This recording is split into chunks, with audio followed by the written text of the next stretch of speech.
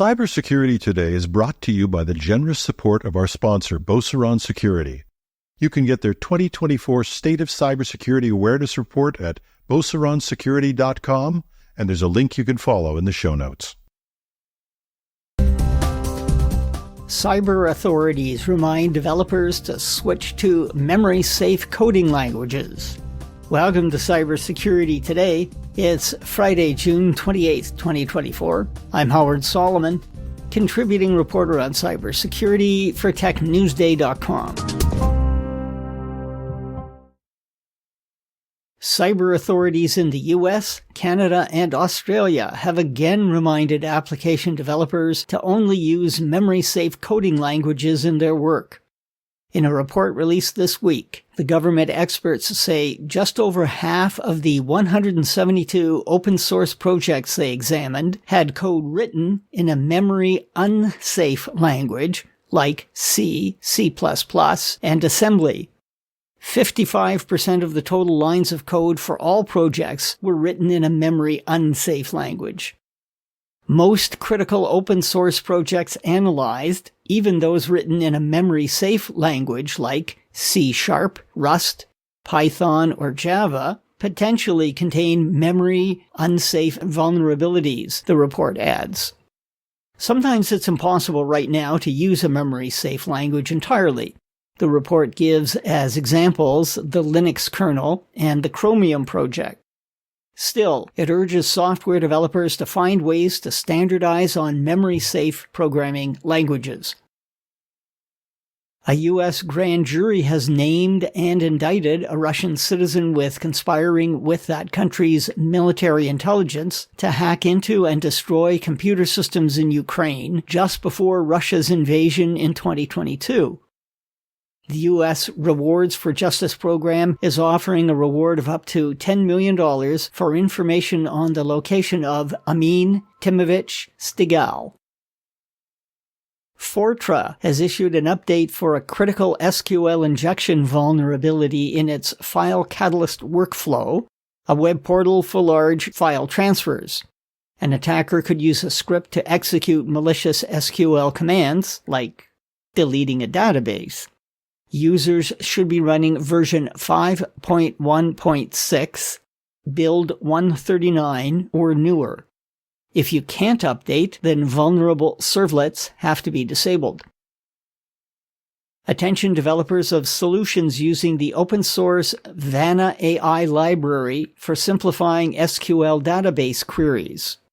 Researchers have discovered a vulnerability that has to be addressed. According to JFrog, Vanna.ai helps generate SQL queries using large language models. The problem is, Vanna AI is open to an integrated prompt injection attack. The code maintainer has added a hardening guide for developers to prevent similar attacks. Attribution of a cyber attack is the last thing on the minds of IT and security leaders when their organization has been hit. Recovering from damage is job one. Attribution comes later and is often left to others, like researchers at Sentinel Labs and Recorded Future, who said this week they looked at a bunch of ransomware attacks between 2021 and 2023. They suspect a Chinese group, dubbed Chamel Gang, is behind government and infrastructure compromises in India and Brazil. The report says the research highlights the strategic use of ransomware by cyber espionage actors for financial gain, disruption, or as a tactic for distraction or misattribution. It's interesting reading. Designed Receivable Solutions, a California debt collection agency for healthcare providers, has increased the number of victims it calculated from a January data breach. The original estimate given to Maine's Attorney General's office was just over 498,000 people. It now says the number is over 585,000 people. Luxury retailer Neiman Marcus Group is notifying over 64,000 people of a data theft. The data was held on a platform used by the company and included names, dates of birth, contact information, and Neiman Marcus or Bergdorf Goodman gift card numbers.